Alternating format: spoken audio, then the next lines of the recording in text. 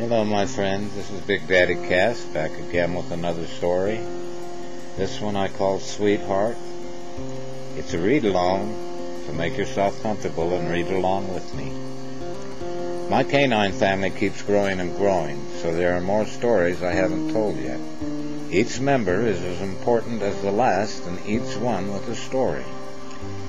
Sweetheart's comfortably stretched out in her lounge chair making eyes at me, so I wink at her and say, "Don't worry, sweetheart, I'm writing your story now." So now the main focus is on my little sweetheart. Sweetheart is named Sweetheart because she truly is a sweetheart. When I was telling you about my other canine, she climbed up on the uppermost part of her lounger with one ear perked up and the other hanging lazy over her cheek. She kept her big brown eyes on me the whole time I was writing. Just look at her with those big brown eyes, one ear up and one ear down, and a painted-on smile. You can't help but know that she's a sweetheart. Anyway, she's colored pure gold with a white mask on her face, and it goes from her snoot to her forehead. She's got what looks like a lazy ear. Her tail is shaped like an L, and she walks with a slight limp. This is what I'm about to explain. In 2004, I rented one of my apartments to a young couple who raised pit bulls. The young man was Steve, his wife's name was Nicole, and they had a 5-year-old daughter named Brittany. I'm mentioning this because it will make it easier to tell Sweetheart's story. Sweetheart's life began with this family, and now I'm going to reveal the shocking truth. Sweetheart's original name was Fighting Bitch. What I didn't know when I rented to Steve was that he raised pit bulls to be fighters.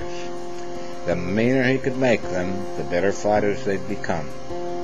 It turned out that Steve was a drug addict, a thief, and a liar, but then that's another story. The Fighting Bitch, as Sweetheart was called, was beaten, starved, and chained. The beatings were often and torturous, and starving her would make her fight for her food. They called her a bitch, and her life was really a bitch. Sweetheart had one professional fight and lost to a larger and meaner pit bull. Her ear was almost torn from her head, her tail was broken in the middle, and her left hind leg had multiple fractures. Had I known what was going on right under my nose, I surely would have stopped it, called the Humane Society, and had Steve arrested for animal abuse. I knew nothing. At least not until a domestic problem surfaced. It appears that Steve had a lot of money bet on Fighting Bitch's fight. When she lost, Steve celebrated by getting obnoxiously drunk, came home and severely beat his wife and daughter. His neighbor called the police and he was arrested for child abuse. I didn't see Steve again, and Nicole took her daughter Brittany and left in the middle of the night and hasn't been heard of since. When I went to clean up the apartment a week later, I found Sweetheart chained in a closet, more dead than alive. She has been a gift and a pleasure given to us through the mercy of God, and a prized member of my family ever since. She's sitting here now beside me, looking me right in the eye. She's pleased that I finally told her story. For a dog that was trained to be mean, she's got to be the sweetest, most lovable creature in all of humanity.